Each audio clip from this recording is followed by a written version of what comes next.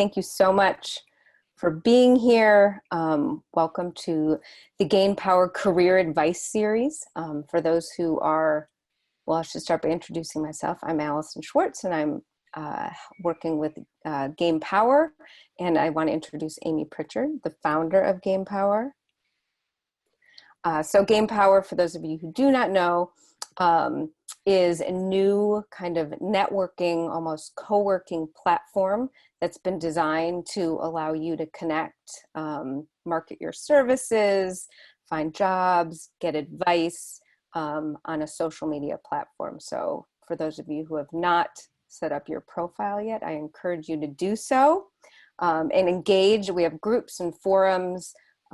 There's places to ask people for advice and then just to post things to feed. So please engage with the forum and invite your friends. So I'm excited about today's career advice series because we are featuring a truly amazing woman who I've known since she was in college and have really watched her move mountains in this industry already. And she already deserves legendary status, but I also know that the best is yet to come. I would also like to introduce our two interviewers today. Some of you may remember them from last week.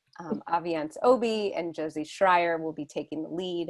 Aviance is currently an econ major, at Wellesley College, and is passionate about politics, specifically equality in education. And Josie is an English major at Howard University, passionate about the environment and race in education. And of course, at the alma mater of our next vice president. So with that, it seemed appropriate to ask them to conduct our interview again today, given their amazing work last week. We did take many of your questions in advance, so we are going to answer as many of those as possible, and we'll work from the pre-submitted questions. But if we do have extra time, certainly put questions into the Q&A box, please. It's hard to keep track on the chat, so it's just at the bottom of your screen, the Q&A box. And with that, I'm going to turn it over to Josie to get us started. Hello, welcome. So, how did you get involved with progressive politics? Well, first I want to thank Josie and everyone for having me here today. Like Allison said, she's known me since I was in college, and I think Amy's known me since I was in college too. And Seth and I did College Democrats together, so they've known me for a while. But for me, my love of politics actually started when I was young. I tell the story of how I was watching TV with my mom one day, and she got up, and I do what kids do. I changed the channel to what I wanted to watch, and I came across C-SPAN, and I was like, what is this? There were all of these people arguing and fighting about what was better for the country, and I was just really intrigued. I knew that whatever this was, I loved it and it spoke to me. But even at a young age, I recognized I didn't see a lot of people that looked like me. I didn't see a lot of women. I didn't see a lot of Black women. I didn't see a lot of Black people. So it even makes you think at that young age, is this for me? Can I have a role in this? Can I participate in this? But my love of politics continued, and when I was in high school, I had that amazing government teacher, like most people do, or just a teacher, Mrs. King, and she was very politically engaged. And we had a high-profile Senate race that year, and she knew both of the candidates, and they came in and spoke to us. The one candidate, I asked him about the minimum wage. That was an issue that was really important to me. I worked a part-time job. My friends worked part-time jobs to make extra money, and I felt that we should make more money. I asked him how he felt about raising the minimum wage. He agreed it should be raised. I was like, great. The other candidate came in. I asked him how he felt about raising the minimum wage, and mainly as a congressman, why didn't he vote to raise it? And he told me that he did. I let him know he didn't. He said that he did. I let him know there's this lovely thing called the internet now, and I could look at votes, and he did not vote to raise it. And he told me I was wrong. And I was just completely offended.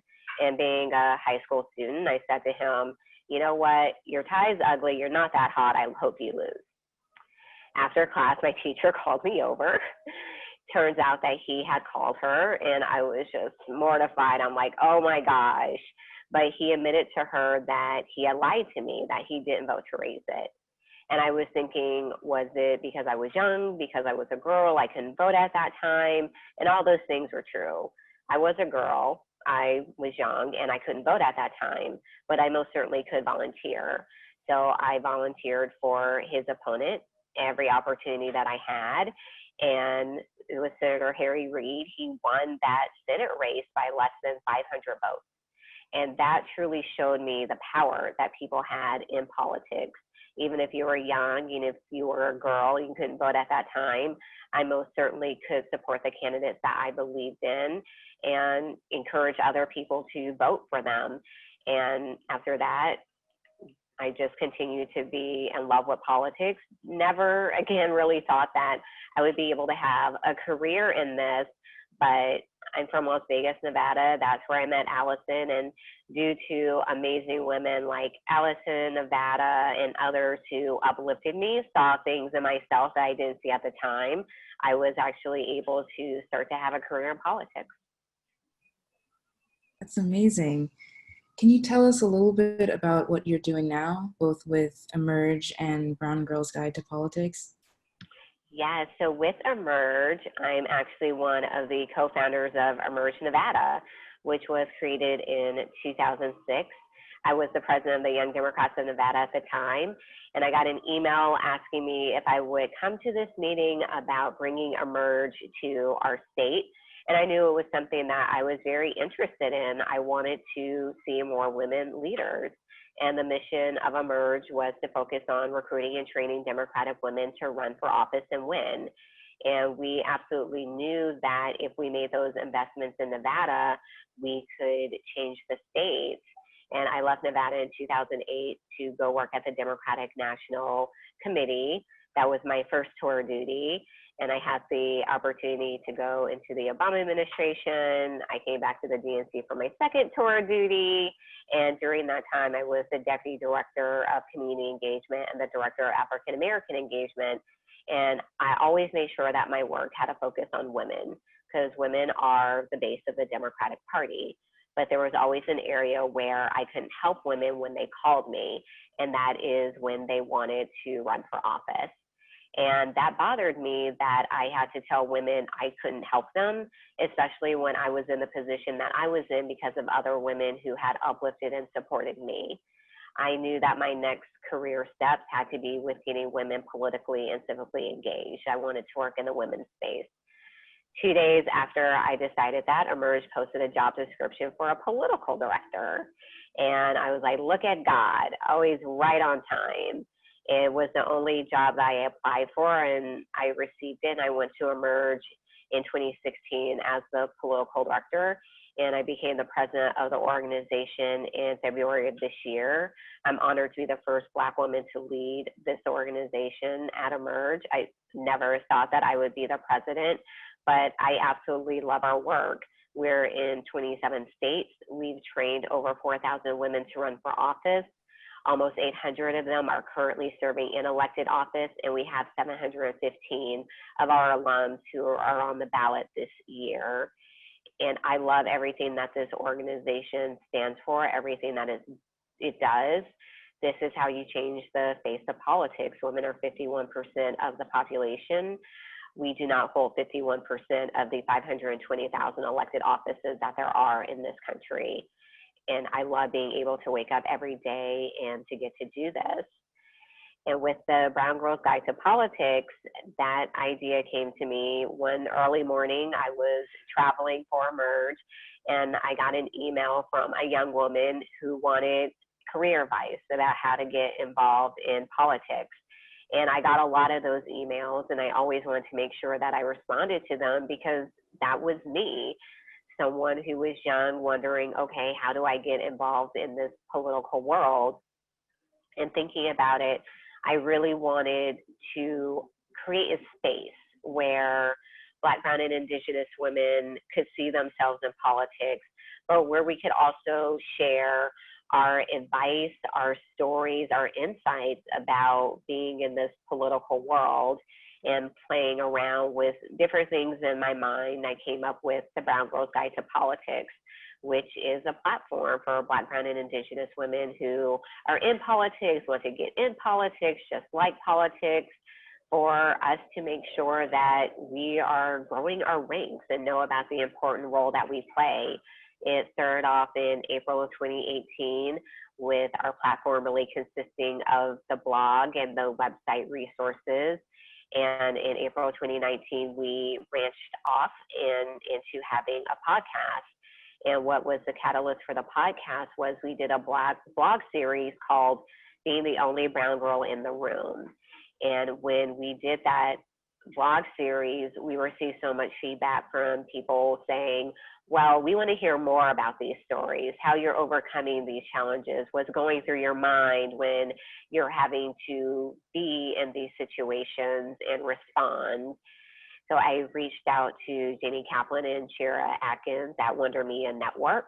I have been on their podcast, Women Belong in the House, a few times. And I asked them if they thought the BGG could be in a podcast format. And they said, absolutely. So it was also important to me with Wonder Media Network. They are a woman-owned media network. So with the BGG and what I personally believe, still holding true to my values and working with women. And it's been really great to see the BGG grow. We just released season 4 of the podcast, which is called Freedom Summer. And we are talking to Black women who are leading the fight for Black lives and the protests that we've seen over the past few weeks. And just all in all with the BGG, I just consider it to be my love letter to my other women of color in politics, for them to be seen, heard, and valued. It's an incredibly necessary resource right now. So this next question I'm really curious about. What is your superpower and when did you discover it? So I think this is a really interesting question. And I was doing a virtual event for our Merge California affiliate, and they asked me something very similar, like, how would you describe yourself? And I described myself as an empathetic servant leader. And I think empathy is my superpower. I think it's a good superpower to have, especially in this day and age where we don't have leaders that have a lot of empathy. My heart broke when I watched the CNN video today of the people in Houston who are being evicted. And we know that we're going to see 30 to 40 million of our fellow Americans most likely get evicted during this time. And I think when you want to lead, when you want to organize, where you want to be in public service, that to be able to empathize with other people is something that you absolutely need. I think it allows me to see the sides of, a story. My colleagues always joke, I just look at everything from different angles, but to put yourself in other people's shoes, and how would you want someone to treat you if you were in that situation? So I also think saying that I'm empathetic and empathy is my superpower, I think a lot of people would consider that a weakness, but throughout my career, it's actually something that I perceive to be one of my strengths. Yes, it's a really undervalued skill that we definitely need more of. So what are you doing right now to impact 2020? Oh my goodness. A lot. I think everyone is super busy during this time. Huge focus right now is with the Merge and supporting our alums who are on the ballot. We know that we're about to go into an election season where COVID is still ravaging across the country. So making sure that we're giving our women the tools and resources that they need to continue to run effective campaigns, because campaigning as we used to know it has been turned upside down. So making sure that they absolutely have that support. With the BGG, we're going to be launching season 5, and that's going to focus a lot on the election season and doing a lot of education. I'm also working with Women for Biden to make sure that I'm amplifying the message of the campaign, especially since we have Senator Harris on the ticket, which is extremely exciting. And for me personally, continuing to do what I can for candidates that we need to win some of these seats, doing the virtual phone banking, the texting, amplifying. I knew going into 2020 that I was absolutely prepared to leave blood on the floor to make sure that we won as many races as possible.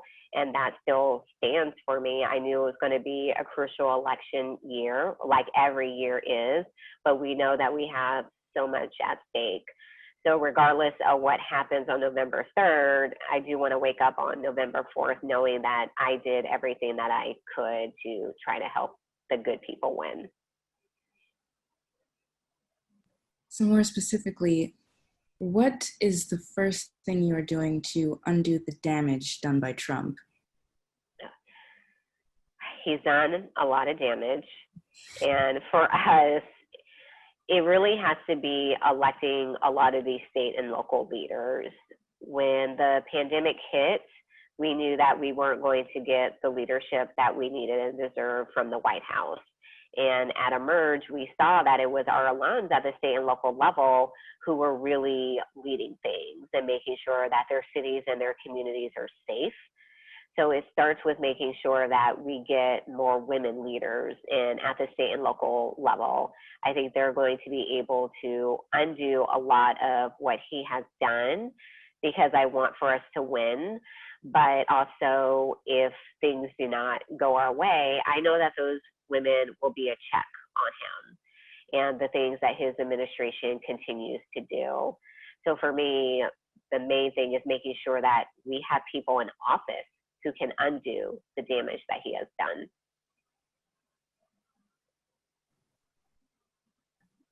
So what are your ideas on how to dismantle systemic racism in our own movements?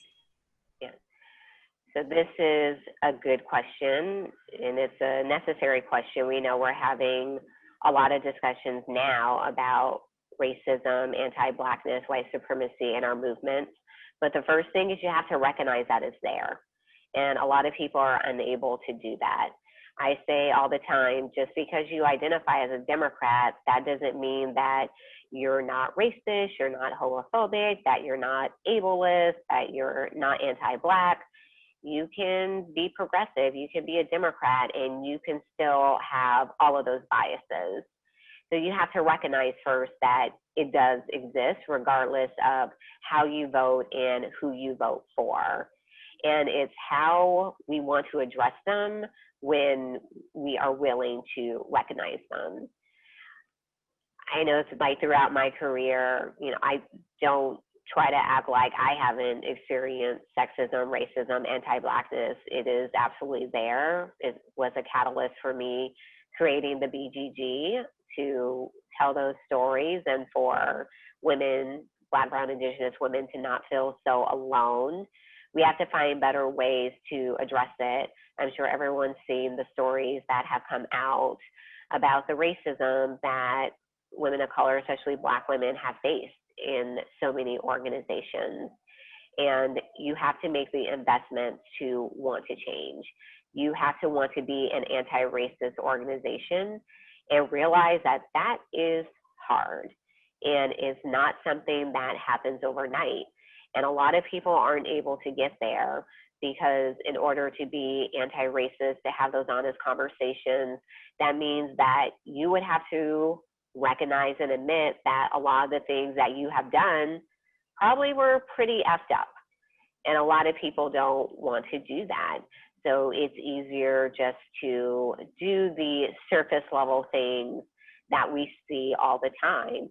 So you have to make those strong investments. Like at Emerge, we really started making those strong investments in our movement.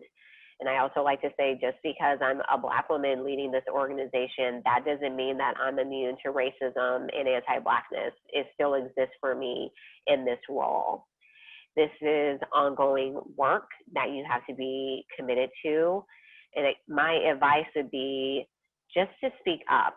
And I know that's not hard all the time. And my blog about being the only brown girl in the room was talking about being in those situations where people just say the most horrible things and how I navigated through it. But the best piece of advice is, even if you speaking up doesn't yield the best outcome for you, you know that you spoke up. You know that you did something. And that's part of just being your authentic self. And there's different ways to navigate it, but make sure that when you're in these spaces, you're still fighting for your right to be in this space. And if you have to end up leaving that space, it wasn't because of you. It was because of them. And you have to know that. Well, on the topic of investing in change and advocating for ourselves in these spaces, how can others engage to make a difference today and in the long term? The advice that I always give is find what you love to do. And that is the best way to make change. Because when you're going to be investing your time, talent, and treasure in this work, you want to make sure that it's something that you love. With Emerge, I focus on the candidate side, but I also know candidates need great campaign staff. They need great activists. So figure out, what of those do you want to be? Are you going to be the super activist? Then be the super activist for the candidate or the organization or the cause that truly focuses on something that you're passionate about, be it healthcare, the environment, criminal justice reform. That's how you can make your change. If you want to be campaign staff, what is your superpower that you can bring to the campaign? I was talking to a young girl one time and she was like, well, I just like math and accounting. What can I do on a campaign? And I was like, ho, ho, ho. So many things that you can do on a campaign. If you like numbers and accounting, you would be a great campaign treasurer. You could be on the development team. There are so many things that you can do on a campaign because it really is like running a business. And we know businesses need all sorts of people. So figure out what that is that you can bring. And if you're going to be the candidate, and I hope the women who are watching are considering running for office. If you're not, I'm going to do the first ask for you to run for office, to at least consider running for office. Learn about what office you can make the biggest impact in. We know that particularly for women, there's normally one issue that drives them to want to run for office. So think about, with that issue, how can you actually have the biggest impact, make the most change? Is it going to be as the mayor? Is it going to be as the sheriff? Is it going to be on the water board, on the school board? There is so much opportunity for you to get involved. And on the other side, if none of those things sound appealing to you, if you're like, yeah, A'shanti, I don't know about that, you can also make change with your dollars. Small dollar donations really drive our movement. Your $5, $10, $15 a month, it really adds up. So you can even just be a donor, and that is how you are impacting change and the work that people do to make our world better. My final question for you is, who is the most impactful, powerful woman that has made a difference in your life and career? I think there are so many. As like I mentioned before, I've been lucky to have the support of a lot of women throughout my career, but I always go back to my first boss, my forever political boss, Congresswoman Shelley Berkeley. She gave me my first job in politics. I was her field director on her congressional campaign, and my office was in the state party headquarters where Allison worked. And I'm just so grateful to her always for giving me that job, but also the things that she taught me along the way. There's so much that I still keep with me today. It's impacted how I am as a boss because I had Shelley as a boss. And I think that's really, really important. I think those first bosses can have a really great impact on you or a not so great impact. And I was lucky to have her as my role model for who I was going to be and who I wanted to be in politics. Well, it's been really great interviewing you. Now I'm going to turn it over to Aviance to ask some questions submitted by our audience. Thank you, Josie, and hello, Aviance. Hey, how are you? Well, Good.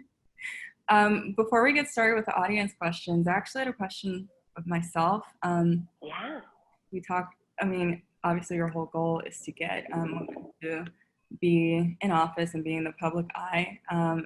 And I know for myself, and I'm sure a lot of other women, especially women of color, there's that fear of attacks, like really mean, really nasty attacks. So I was wondering, is there any advice or any guidance you would have for those who want to get involved but are scared of the criticism? And yeah.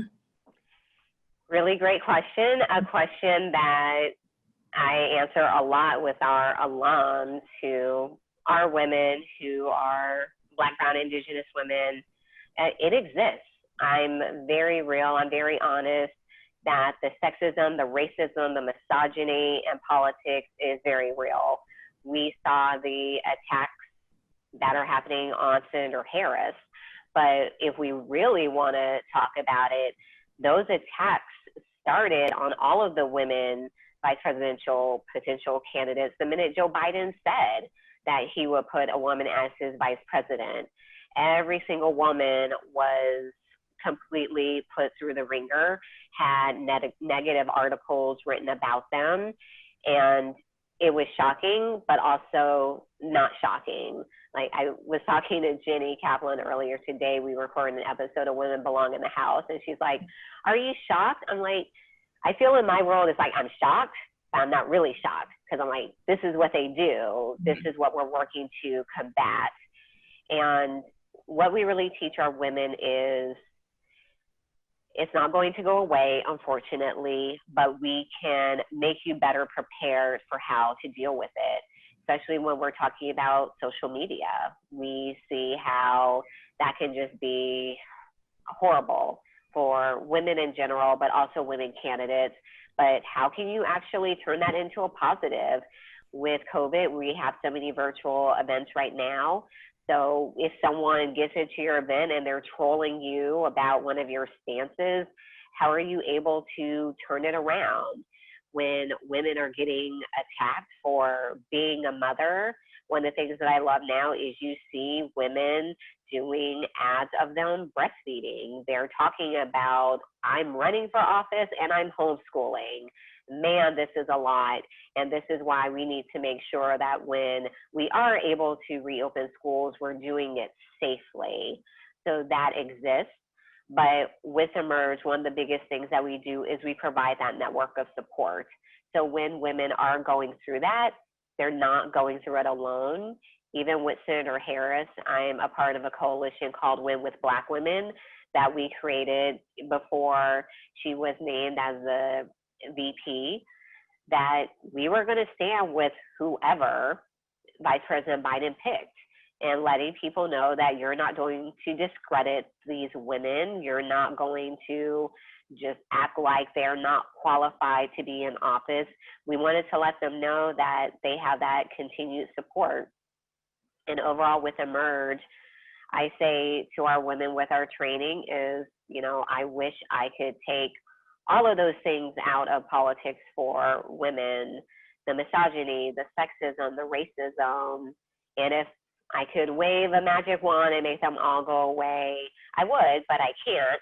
But what I can do is make women more confident about what it takes to run for office, more confident when they're on the campaign trail, and a lot less lonely when they're running for office. Yeah, sounds amazing. Like having that network of support. I went to a women's college, so just knowing how empowering that is to be around other women who are accomplishing. So I really think that's really valuable. And so to turn over back to the audience questions, the first one is, Someone says that they're currently employed full-time in an industry unrelated to politics, and they're looking to make a career change into government or politics. What is the best way to focus limited volunteering time so they can maximize their value as a volunteer and get the most useful resume experience? Oh my goodness. Well, kudos to you for still working your job and wanting to do all of this. I try to look at opportunities that are presented even in hard times. And with COVID, with so many things being virtual, you do have more opportunities. So the best thing is, if you are going to concentrate on a few campaigns, reaching out to those campaigns and seeing what you can do to be most effective during the time that you have. And that's a great way to start to build up your resume. You know, I talked about the activist being that super activist, being that super volunteer, and really embedding yourself in the campaign in that way is a perfect opportunity to do that. That's frankly what I did with Congresswoman Berkeley. I didn't know I was doing it at the time, but she was my favorite elected official in Nevada. And whenever I had the opportunity to volunteer free time, I volunteered for her. And when it came time for her to hire her field director and she was looking, her comms director at the time called me and was like, hey, we're looking for a field director. Do you know anyone? Would you be interested? That's how that opportunity happened. So definitely being strategic with it, with how are you becoming that super volunteer and building up your resume that way. And that is absolutely a way that you can translate that into eventually getting a political job. Okay, all right. Moving on to the next question. Throughout your career, when you're in one job and considering moving to another, how did you know it was time to leave and what direction you should head in? My biggest piece of advice is, and I know Allison and Amy have seen this a lot, there's a lot of people who just want to career hop and they just quickly move from thing to thing, thinking that's how you get ahead. But I think it's important to be present where you are and get the most out of those situations. My first job at the DNC was as the assistant to the political director. And that was a really good job because you see a lot and you learn a lot, but taking it all in and where you can be useful, you know, even if it is outside of what's in your job description, absolutely do it. And that is how you will learn and how you will grow. And those opportunities will present itself.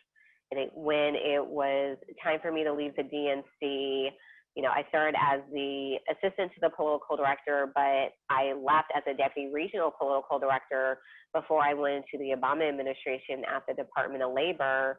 It was one of my former DNC colleagues who called me up and said, hey, I actually got promoted. I need to replace me. Are you interested? So it's also how are you using that time to network with your colleagues and really get to know them and build relationships. I think relationships are super important, especially in politics.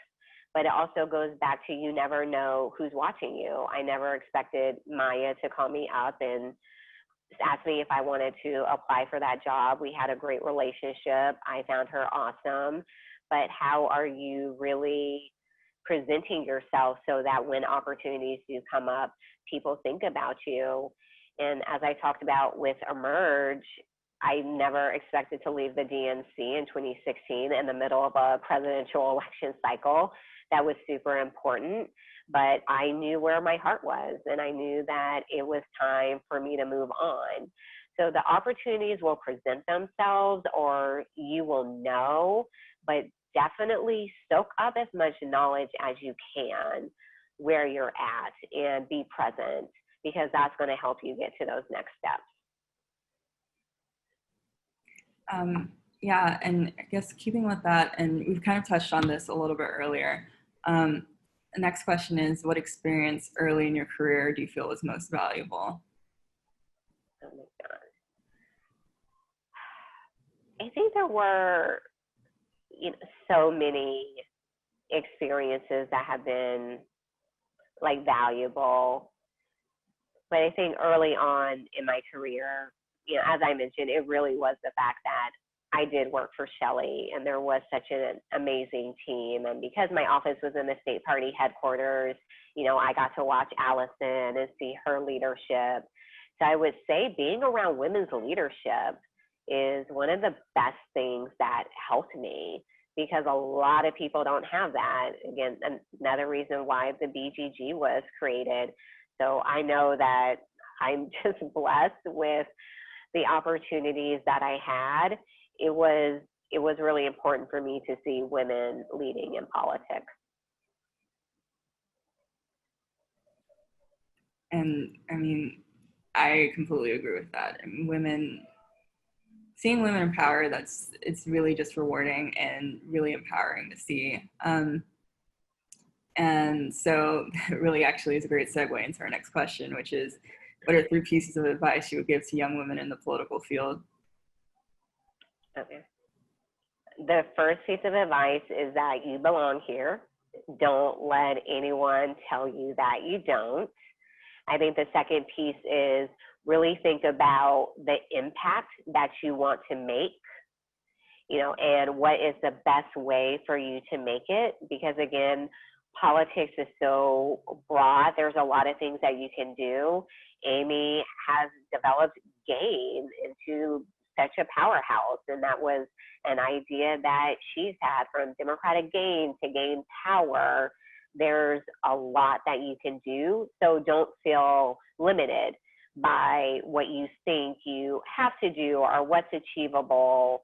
I really feel the sky's the limit. Back to me, when I got that email about Emerge Nevada, if you would have told me I would have been the president of the national organization one day, I would have laughed. If you would have told me I would have created the BGG, I would have been like, oh no, someone else is going to do that. I'm focused on other things. And the third piece of advice is to remember your why. Remember why you want to do this, because there's going to be days where it is very hard. I was talking to our Emerge chief of staff, earlier today. We were dealing with a situation, and she was like, are you all right? I'm like, oh, I knew this job wasn't going to be always sunshine, rainbows, and lollipops. There are days where I'm like, whoo. But you have to remember your why for those days, because it is going to get you through. It's going to be what keeps you centered, and to want to wake up and continue doing this every day. And that's also the advice that I give to our alums. You have to keep that why close to your heart. And okay, switching subjects just a little bit, do you feel that working on a campaign is a necessary experience for those looking at working in political strategy? I definitely think campaign experience is something that's really great to have. I'm thankful that's where I was able to get my start, because when you are working in the campaign, you get to see all of the different operations and levels that go into a campaign, and that can absolutely help you down the road. But I also think it's good at helping you figure out what it is that you like to do.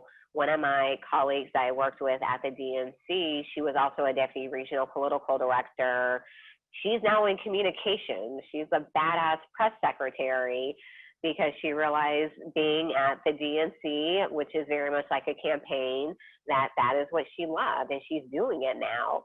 So it can also help you figure out where is the best way for you to make your impact. So I do find campaign experience very valuable. I think especially if you do want to end up working at one of the political committees, if you eventually do want to be an advisor to any sort of political campaign, I think it's really fabulous experience. And there's lots of campaigns that you can do from the local level to get on a presidential. Like, I'm retired from that, I'm too old now, but I think campaigns are fabulous.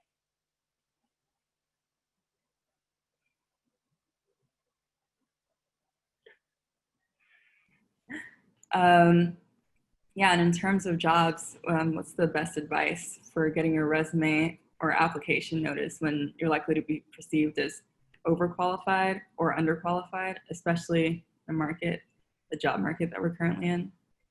Mm, really good question. And I think the best way to do this is you got to really tailor your resume for what you are applying for. A lot of people, we just have our resume and we update the cover letter and we send it along. You got to take the time to let people know, regardless of if you're underqualified, if you're overqualified, that they are someone that you want to hire. So you have to figure out how are you presenting that in your cover letter, in your resume, that's going to make you rise above all of the other people. And also, particularly for my women, I want to say this, don't not apply for a job because you don't think that you're qualified. That is something we see all the time. There can be like the list of the things that they're looking for. We don't have one thing and we're like, oh, I'm not applying for that. I mean, even with Emerge with a political director job, I knew I wanted it. I knew I could do it, but I was also like, could I be a national political director? And then I was talking to my big sister, LaToya Jones, about it. And like, she's like, I was texting with her and then she said, call me. And then that call me was her cussing me out, asking me why I was saying that to myself. I was very much qualified. So also my advice for my women is don't do that to yourself. And especially in this market, you got to find the best ways to make yourself stand out. Okay. Are there any tips for Gen Xers who have been out of politics for a decade and trying to get back in, especially when political connections aren't dead, but are a bit like stale? So absolutely, you can still get involved. I don't think you should really look at age, because one of the things with Emerge is some of our best candidates, some of our best supporters, some of our best board members are older people, and they are great and they bring a wealth of experience. So I also think it's going back to what is it you want to do, where do you want to spend your time, and getting involved. Right now, people do need a lot of people, even though, it can be crowded, especially if you're looking for a job. But if you're not looking for a job, people need volunteers during this time. So it's the same advice, just absolutely go for it and don't let age be something that's going to stop you. And kind of, as I was saying before, with, systems and organizations that don't welcome diversity, you also don't want to be somewhere where people don't welcome people of all ages. Yeah. So are there any specific organizations that are good to join?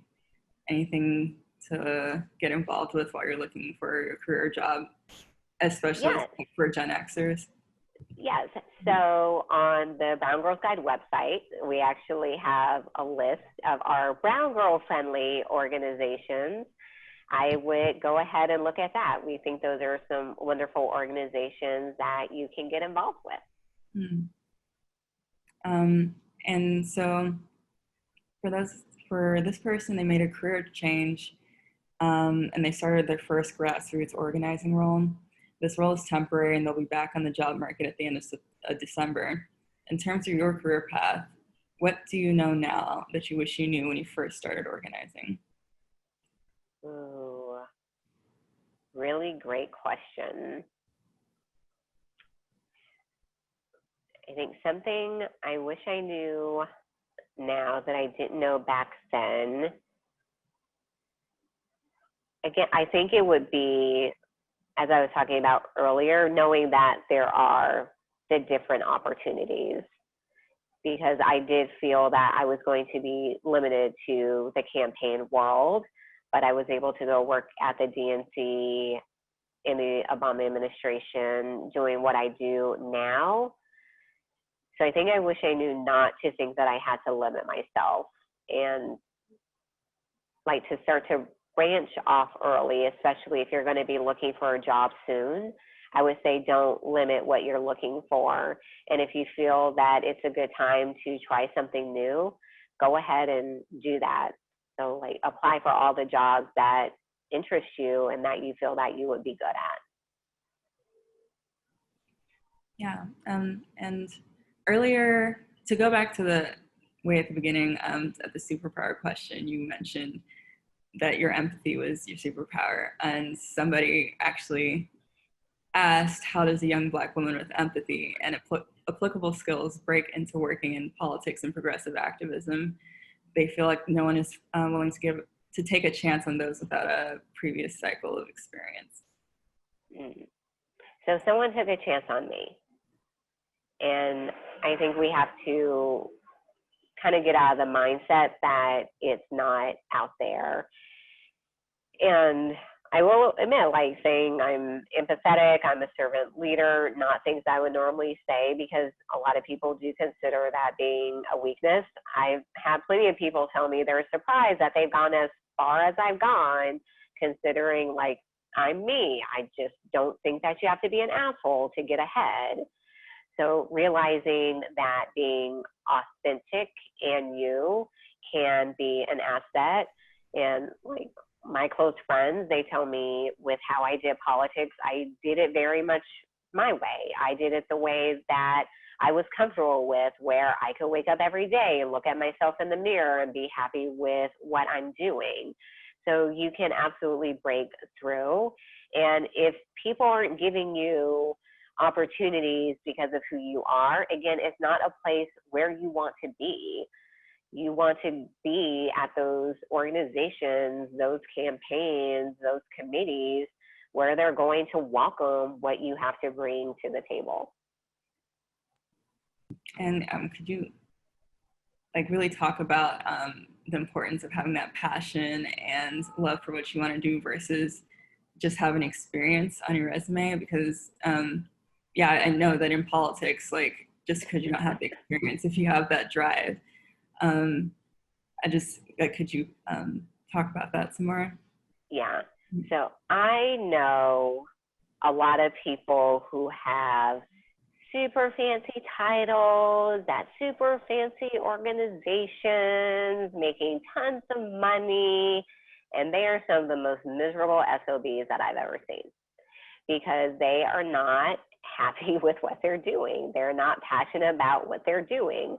They took the route of, all right, I'm just going to make a ton of money, and you know, they make a ton of money. I'm like, I look at their vacations, very nice, all the things that they do.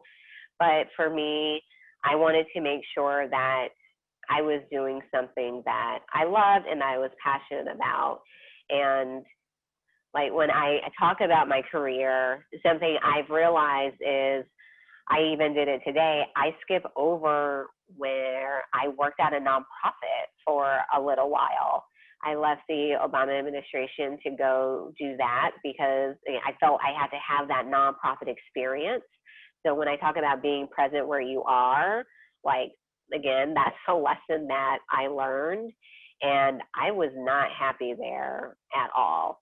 Like the only thing I loved about it is they were definitely out of there at 5 p.m., which was new to me. Like at 4:45, people started packing things up, lights were going off, but I wasn't passionate about it. I wasn't happy, and I wasn't seeing how I was really able to make change. I think I got some good experience, particularly with developing what partnership systems look like. But I wasn't happy at all, and I knew that I had to go back and get into politics, into democratic politics and that campaign world, because that's where I wanted to be. That's what I wanted to do, and that's what was making me happy every day. So that passion piece is really important, because I've been there when I didn't have it, and I was not enjoying life at all. Like I was making more money than I was in the Obama administration, but the money wasn't worth it. So you will know if you're somewhere and it's not working for you, even though you thought that it was going to, you will know. And so up next, we have a good series of how to find job questions. So this first person is currently a director in a battleground state, but they're not happy with the turnout, especially with diversity and inclusion.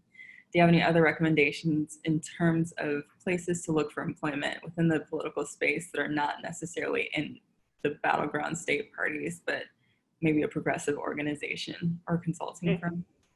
Mm-hmm. So again, on the BGG website, we have a list of those organizations. Another great organization is Inclusive. This is really what they focus on, is the diversity, equity, and inclusion spectrum of politics. So there's somewhere to work.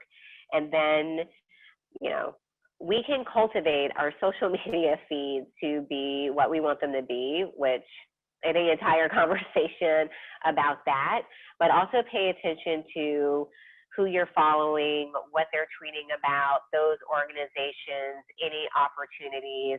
I think that's the best way to start looking is, okay, who is actually working on these issues that you care about? Like Color or Change, they're an organization where we know that they're all about this. Or you have like Collective PAC. This is what they're invested in. Or a Victory Fund if you care about LGBTQ issues, like Latino Victory Fund if you want to work on Latino issues. So there definitely are those organizations that exist where you can focus your work on this. But I also feel the need to say, like, I feel you, I hear you on things not being what you want them to be and not having that focus. But when you're in these spaces, and I talk about this particularly when I came to emerge as the political director, and I think this is, you know, just advice as you advance in your career. The first thing that I did was look at, okay, what are the things that I oversee? What are the things that I can control? What are the things that I influence? And I made sure that I put an equity and justice lens on those things. When I was working with my colleagues in other departments, I made sure I was putting the equity and justice lens on the things where we overlapped. And that's also how a lot of this change starts to occur. It really didn't exist at Emerge until I came, but how are you able to still use your role to have some sort of influence, to have some sort of change, so that you're helping drive the conversation on the need for equity and justice work. And for college students or post-college students, this person's trying to decide whether to aim to work for the party committees on the Hill or a campaigning firm. What path do you think that they should take? I can't speak about Hill experience because I don't have any Hill experience. I've never worked on Capitol Hill, and because I know my why and just legislation and policy, that's not what I want to work on every day. I want to get the people elected who are going to create the great policy and legislation. So I think you have to think about it in those terms. If you do go on the Hill, you can stay there for a very long time and do some really great work, from working on a committee to a member of Congress. There's lots of upward mobility, definitely on the Hill. So I think if you're thinking about that, is it something that you want to do long term? And for the political committees, and I think it's really great experience, again, towards a duty at the DNC, and you can always go back. That was something that was first told to me when I came to the DNC, is like, you can leave here, go get more experience and come back, and that's what I did. So with the campaign committees, they're always going to be there. They're not going to go away. So I think you have to figure out, where do you want to see yourself in the next 5 years, and what is going to be the best path to get you to where you want to see yourself in those 5 years. And final question, and this is so that everybody who's watching can know. What are the best ways to get involved with your group? What whether you want to run for office or work in the background. What can we do? Ah, yes. So as you see me, I'm an in the background woman. That is what I do. So with Emerge, our website is emergeamerica.org. We have our candidate list where you can find all of our candidates. If there's someone that you want to volunteer for or support for our affiliates, you can also get involved at the state level with them. They're also always looking for volunteers and cabinet members, board members, advisory council members. There's that opportunity. And of course, if you want to run for office, we have lots of trainings that we are running every year. So my second ask to my women to run for office, because we need you. And for the Brown Girls Guide to Politics, Allison was so great with putting the link in the chat. It's thebgguide.com, and you can sign up for our newsletter. You can also follow us on social media, Twitter, Facebook, and Instagram at the BG Guide. And you can subscribe to our podcast wherever you listen to your podcast. All right, well, that's it for the audience questions. So I'm going to turn it over to Amy. But thank you for answering these questions. Really appreciate it. Thank you. Y'all are great interviewers. I have to say, I've just been sitting here off camera, but just with like a big grin on my face, enjoying watching all of you so much, with such pride, both specifically for you, Aviance and Josie, but always so excited to see you, A'shanti, and a really privileged to have you join us here. I always appreciate the support that you give to GAIN and really everything I do. And Alice and I literally were like, okay, I want to do it. And even Seth, who's not on camera, we're like, we said this at the beginning. We're all like, we all want to interview A'shanti because we love you so much. And we have all known you for so long, which is really cool for all of us. So I think the diversity of the questions really reflects one of the goals that we have, which is just simply to sort of demystify our world a little bit. Yeah. I think for so many, it's kind of this big mystery, and this kind of, people don't really understand all the different opportunities that exist. And so I really appreciate you addressing such a wide array of questions and bringing all you have to us here today. Thank you so much for having me. This was fun. And I will say, and I'll give a shout out both again to Josie and Aviance, but also just as an example, I say this is much for the younger people, but even the others who don't have experience. Neither one of them came to this with any political experience, but the passion and enthusiasm and interest, I think, is half of it. And so it's also sometimes just timing, so be persistent for all of you who are looking. Sometimes it really is just sort of luck. You're in the right place at the right time. But that doesn't totally happen by luck. It means you're looking and you're showing up. So for those of you who are watching and looking, stay persistent. There's tremendous opportunities. I don't care if you're 22 or 52 or 72. We need everybody engaged in this election, whether that's for presidential, whether that's down for city councils and our most local races. This is such a critical election, and there really is a place for everyone. So no one should feel discouraged, and everyone should find just their special place. And that's one of the things we're here to try to help folks do. So thank you for all of that. Allison, do you want to chime in? Thank you. Nope, I just want to say thank you so much. It was so wonderful to see you. And I am mindful of everyone's time. It's 6:01. The Virgo in me is very, wants to be on time. So thank you. Thank you to everybody. Check out all of the amazing things that A'shanti's doing at the Brown Girls Guide and Emerge. Be sure to join Game Power. It takes just a few minutes to set up your profile and ask us questions there. There's forums for engaging on how to get a job, how to stay in politics, where to look next. So please engage with us there. Thanks all. Thank you. Thank you, everyone.